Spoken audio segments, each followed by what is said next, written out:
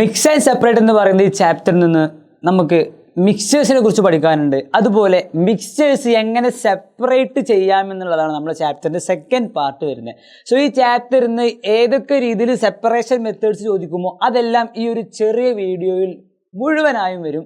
So നിങ്ങൾ maximum ഈ video എല്ലാവരും ഫുള്ളായിട്ട് കാണാം. വളരെ ചെറിയ വീഡിയോ ആയിരിക്കും. നിങ്ങൾക്ക് ഇഷ്ടപ്പെടുകയാണെങ്കിൽ ഇപ്പം തന്നെ അയച്ചു കൊടുക്കാം നിങ്ങളുടെ ഫ്രണ്ട്സിന് എല്ലാവർക്കും, അവരും പഠിക്കട്ടെ. റെഡി അല്ലേ? അപ്പോൾ നമുക്ക് സെപ്പറേഷനിലോട്ട് പോവാം അല്ലേ? അപ്പോൾ എന്താ മക്കളെ, സെപ്പറേഷൻ ഓഫ് മിക്സ്ചേഴ്സ് ആണ് നമ്മൾ മെയിൻ ആയിട്ടുള്ള ടോപ്പിക്. റെഡി അല്ലേ? അപ്പോൾ നോക്കണം, നമുക്ക് മിക്സ്ചേഴ്സ് എന്ന് പറയുമ്പം എല്ലാ മിക്സറും ഒരുപോലെയല്ല. അപ്പോൾ ആ മിക്സ്ചേഴ്സിൻ്റെ പ്രത്യേകതകൾ പരിഗണിച്ച് വേണം നമ്മൾ സെപ്പറേഷൻ മെത്തേഡ്സ് ചൂസ് ചെയ്യാൻ വേണ്ടിയിട്ട്. റെഡി അല്ലേ? ഒരു മിക്സറാണിത്. എന്താ പ്രത്യേകത? യെസ്, വെള്ളത്തിലേക്ക് കുറച്ച് മണലിട്ട് എന്ത് ചെയ്യുന്നു, മിക്സ് ചെയ്തിട്ട് നല്ല രീതിയിൽ മിക്സർ ഉണ്ടാക്കുന്നു. റെഡി അല്ലേ? നമുക്കറിയാം മണൽ വെള്ളത്തിൽ കുറേയൊക്കെ അങ്ങോട്ട് ഡിസോൾവ്ഡ് ആവും, എന്നാൽ മുഴുവനായിട്ട് ഡിസോൾവ്ഡ് ആവില്ല അല്ലേ?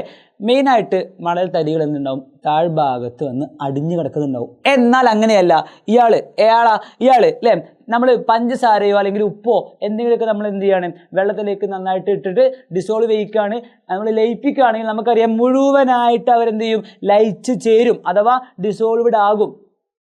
ബിക്കോസ് ആ മണലിനെ പോലെയല്ല പഞ്ചസാര നന്നായിട്ട് ഡിസോൾവ് ചെയ്യുന്ന ഒരാളാണ്. റെഡി അല്ലേ? നമുക്കറിയാം. സോ ഈ രണ്ട് പേരെയും നമുക്ക് സെപ്പറേറ്റ് ചെയ്യാൻ, ഇതിൽ ലയിച്ച് ചേർന്നിട്ടുള്ള മണലിനെ, ഇതിൽ ലയിച്ച് ചേർന്നിട്ടുള്ള ഡിസോൾവ്ഡ് ആയിട്ടുള്ള ആ സാൻഡിനെ നമുക്ക് വേർതിരിക്കാൻ നമ്മൾ ഉപയോഗിക്കുന്ന മെത്തേഡ് അല്ല ഇവിടെയുള്ള ഈ ഷുഗറിനെ നമ്മൾ ഉപയോഗിക്കേണ്ടി വരും. റെഡി അല്ലേ? അപ്പോൾ നമ്മൾ ആദ്യം പോകുന്നത് ഈ മണൽ പോലെയുള്ള നമുക്ക് വേർതിരിക്കാൻ പറ്റുന്ന ആളുകളെ കുറിച്ച് നമുക്ക് എങ്ങനെ വേർതിരിക്കാം എന്ന് നോക്കാം അല്ലേ? നോക്കടാ, ഇത് മണലാണ്, അതാണ് നമ്മളവിടെ കാണിച്ച ഷുഗർ സൊല്യൂഷൻ അല്ലെങ്കിൽ സാൾട്ട് സൊല്യൂഷൻ. റെഡി അല്ലേ? അപ്പോൾ നമ്മൾ ഈ മണൽ എന്ന് പറഞ്ഞയാൾ വെറുതെ വെക്കുകയാണ് കുറച്ച് നേരം, ഒരു മണിക്കൂർ എന്ത് ചെയ്യാണ്, ഈ മിക്സ്ചർ ഇങ്ങനെ വെക്കുകയാണ്, മണൽ മിക്സ് ചെയ്ത് മിക്സ്ചർ അല്ലേ.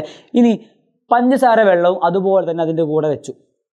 നമുക്ക് എന്തായാലും അറിയാം ഒരു മണിക്കൂർ കഴിഞ്ഞ് നോക്കുമ്പോൾ ഈ പഞ്ചസാര വെള്ളത്തിന് പ്രത്യേകിച്ച് ഒരു മാറ്റവും കാണാൻ നമുക്ക് പറ്റില്ല.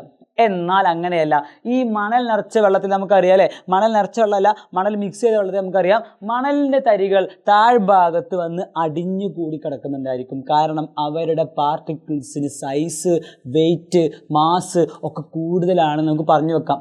ക്ലിയർ അല്ലടാ? മനസ്സിലാവുന്നില്ലേ? സോ നമുക്ക് എന്ത് ചെയ്യാം, ഈ സാധനം ഇങ്ങനെ അടിഞ്ഞു കൂട്ടി അടിയിച്ച് എന്ത് ചെയ്യാൻ പറ്റും, നമുക്ക് വേർതിരിക്കാൻ പറ്റും. അഥവാ ഈ മുകളിൽ കാണിച്ചിട്ടുള്ള വെള്ളം നമുക്ക് എന്ത് ചെയ്യാം, യെസ്, നമുക്ക് ഇനി സെപ്പറേറ്റ് ചെയ്യാൻ എളുപ്പമാണ്.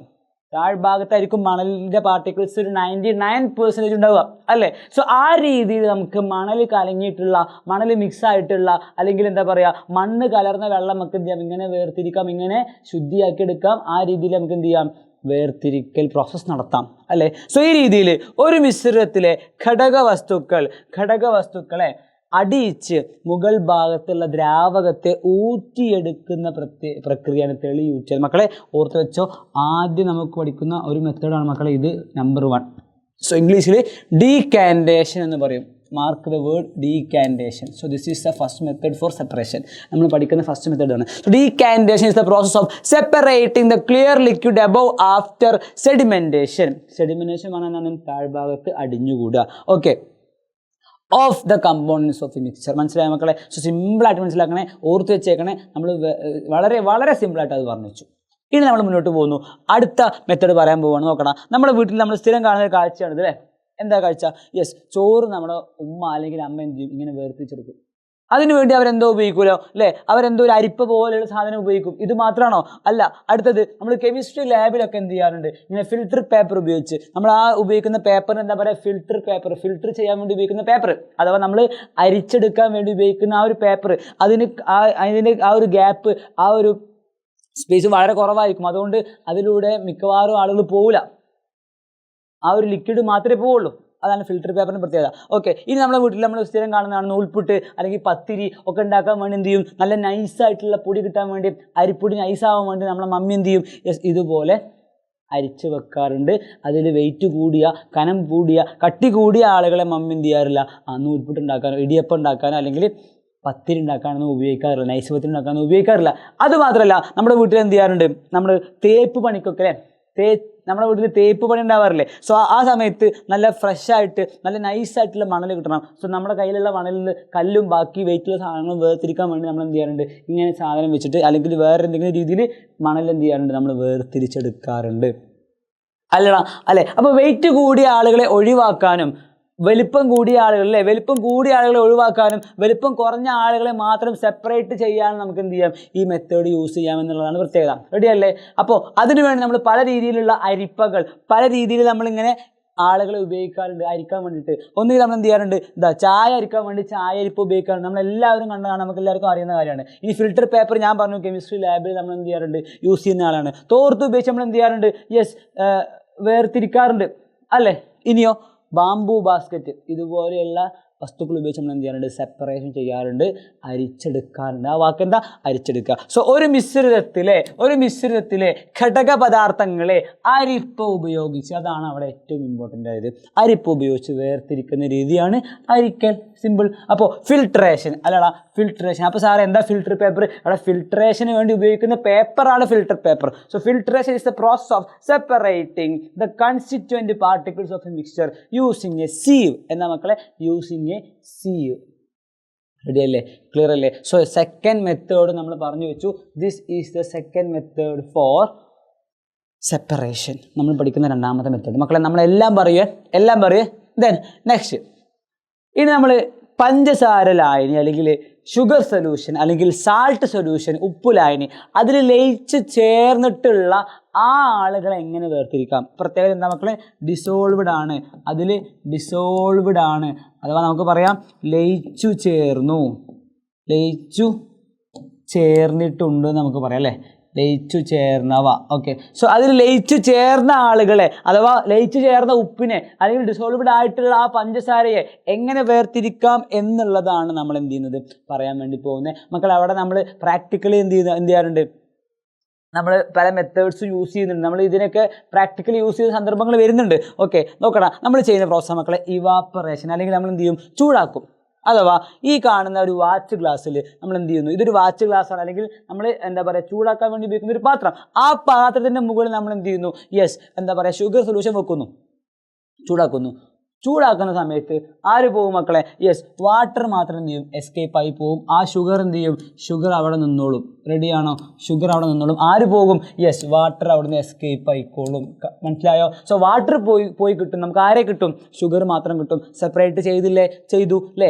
ലയിച്ച് ചേർന്നിട്ടുള്ള ഡിസോൾവ്ഡ് ആയിട്ടുള്ള ആ ഷുഗറിനെ അല്ലെങ്കിൽ ആ സാൾട്ടിനെ നമുക്ക് അങ്ങനെ ചെയ്തുകൂടെ, അങ്ങനെ വേർതിരിച്ചെടുത്തൂടെ? പറ്റും അല്ലേ? നമ്മൾ പ്രാക്ടിക്കലി യൂസ് ചെയ്യുന്ന സന്ദർഭമാണ് ഇതില്ലേ. ഉപ്പ് പാടങ്ങളിൽ ഉപ്പ് വേർതിരിക്കാൻ വേണ്ടി, കടൽ വെള്ളത്തിൽ നിന്ന് ഉപ്പ് വേർതിരിക്കാൻ വേണ്ടി നമ്മൾ എന്ത് മെത്തേഡ് ഉപയോഗിക്കുക? ഇതേ ഇവാപ്പറേഷൻ ആണ്. കടലിങ്ങനെ കയറി വരുമ്പോൾ ഇങ്ങനെ ബണ്ടുകൾ കെട്ടിയിട്ട് ആ കടൽ വെള്ളം എന്ത് ചെയ്യും, അവരവിടെ സ്റ്റോർ ചെയ്ത് വെക്കും. പിന്നെ സൂര്യൻ വരുമ്പോൾ രാവിലെ ആകുമ്പോൾ ഉച്ചയോടുകൂടി എന്ത് ചെയ്യും, ആ വാട്ടർ മൊത്തം കടലിലെ വെള്ളം മൊത്തം എന്ത് ചെയ്യും, അങ്ങോട്ട് ഇവാപ്പറേറ്റ് ചെയ്ത് പോകും. അത് ലയിച്ച് ചേർന്നിട്ടുള്ള ആ ഉപ്പ് മാത്രം അവിടെ ബാക്കിയാകും. അത് കളക്ട് ചെയ്ത് അത് എന്താ പറയുക പ്യൂരിഫൈ ചെയ്ത് നമ്മൾ എന്ത് ചെയ്യും, പാക്കാക്കിയിട്ട് ഉപ്പാക്കിയിട്ട് നമുക്ക് വീട്ടിലേക്ക് ആവശ്യത്തിന് ഉപയോഗിക്കാം. ക്ലിയർ അല്ലേ? സോ ഇതും ഒരു മെത്തേഡ് ഓഫ് സെപ്പറേഷൻ ആണ്. So this is the third method of separation. എന്താ മക്കളെ? ഇവാപ്പറേഷൻ. ഒരു ദ്രാവകം, ഉപ്പ് വെള്ളത്തിലുള്ള ആ ഒരു വെള്ളം അല്ലേ, ആ ദ്രാവകം താപം സ്വീകരിച്ച്, ഓഫ് കോഴ്സ് നമ്മൾ ചൂട് കൊടുക്കേണ്ടതുണ്ട് അല്ലേ. ചൂട് കൊടുത്താൽ എന്ത് ചെയ്യും, താപം സ്വീകരിച്ച് അതിൻ്റെ ബാഷ്പമായി മാറുന്ന പ്രവർത്തനമാണ് ബാഷ്പീകരണം അല്ലേ. അപ്പം അത് ബാഷ്പമായിട്ട് പോകും.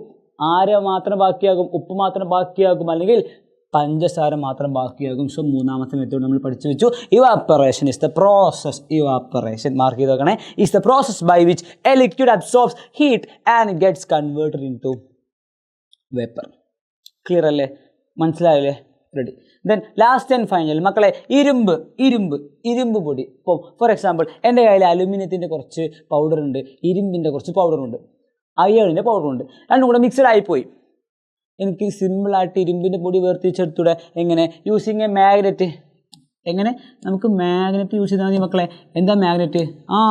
കാന്തം അല്ലേ. നമുക്കറിയാം കാന്തം എന്ത് ചെയ്യും, ഇരുമ്പിനെ ആകർഷിക്കും, എന്നാൽ അലുമിനിയത്തിനെ ആകർഷിക്കില്ല. അപ്പോൾ നമ്മൾ കാന്തം ഉപയോഗിച്ച് ഇങ്ങനെ സർക്കുലേറ്റ് ചെയ്താൽ, നമ്മൾ ഇങ്ങനെ വലയം ചെയ്താൽ നമുക്ക് കാന്തം അട്രാക്ട് ചെയ്യുന്ന കാന്തിക വസ്തുവായിട്ടുള്ള ഇരുമ്പ് എന്ത് ചെയ്യും, കാന്തവുമായിട്ട് അട്രാക്റ്റഡ് ആവും അല്ലേ. അകാന്തിക വസ്തുവായ നോൺ മാഗ്നറ്റിക് സബ്സ്റ്റൻസ് ആയിട്ടുള്ള അലുമിനിയം കാന്തവുമായിട്ട് അട്രാക്റ്റഡ് ആവാതെയും ഇരിക്കും. സോ അട്രാക്റ്റഡ് ആവുന്നയാൾ അങ്ങോട്ട് സെപ്പറേറ്റ് ചെയ്ത് കിട്ടും. അലുമിനിയത്തിൽ നിന്ന് നമുക്ക് എന്ത് ചെയ്യാം, ഇരുമ്പിനെ അങ്ങ് വേർതിരിക്കാം. ബിക്കോസ് ഇരുമ്പ് എന്ന് പറയുന്ന ആൾ കാന്തവുമായി അട്രാക്ഷൻ ഉള്ളയാളാണ്, കാന്തിക വസ്തുവാണ്. മക്കളെ മനസ്സിലാവുന്നില്ലേ? ക്ലിയർ അല്ലേടാ? ഓക്കെ അല്ലേ? സെറ്റ്. സോ അതാണ് the last and final process of separation അല്ലേ using a magnet. So 4 method നമ്മൾ പറഞ്ഞു വെച്ചു അല്ലേ, 4 മെത്തേഡ് നമ്മൾ പറഞ്ഞു വെച്ചിട്ടുണ്ട്. റെഡി. സോ ഇതാണ് methods of separation. Thank you. So നമ്മൾ ഈ ചാപ്റ്ററിന് വരാവുന്ന എല്ലാ മെത്തേഡ് ഓഫ് സെപ്പറേഷൻ വേർതിരിക്കുന്ന മാർഗ്ഗങ്ങളെല്ലാം നമ്മൾ വിശദീകരിച്ചു. 4 മെത്തേഡ് വിശദീകരിച്ചു. എനിക്ക് ഉറപ്പുണ്ട് ഈ ഭാഗത്ത് നിന്ന് ഏതെങ്കിലും രീതിയിൽ ക്വസ്റ്റ്യൻ വന്നിരിക്കും. സോ ഈ ചാപ്റ്റർ നമുക്ക് വളരെ ഇമ്പോർട്ടൻ്റ് ആയ ചാപ്റ്ററാണ്. സോ മിക്സ് ആൻഡ് സെപ്പറേറ്റിലെ ചേർക്കാം പിരിക്കാം എന്നുള്ളതിൽ പിരിക്കാം എന്നുള്ള സെക്കൻഡ് ഹാഫ് മുഴുവൻ നമ്മൾ ഈ ഒരു 10 മിനിറ്റ് വീഡിയോയിലൂടെ പഠിച്ചു. സോ നിങ്ങൾക്ക് ഇഷ്ടപ്പെട്ടു, നിങ്ങൾക്ക് ഉപകാരപ്പെട്ടെന്നുണ്ടെങ്കിൽ നിങ്ങളുടെ ഫ്രണ്ട്സിനും കൂടെ ഷെയർ ചെയ്ത് കൊടുക്കുക, അവർ പഠിക്കട്ടെ. ആൻഡ് ഇത്തരത്തിലുള്ള വീഡിയോസ് ഇനി വരും. സോ ഇഷ്ടപ്പെട്ടെങ്കിൽ ലൈക്ക് ചെയ്യുക മറക്കരുത്. And all the best for your exam. നമ്മളെ പിടിച്ചടക്കും. Good bye.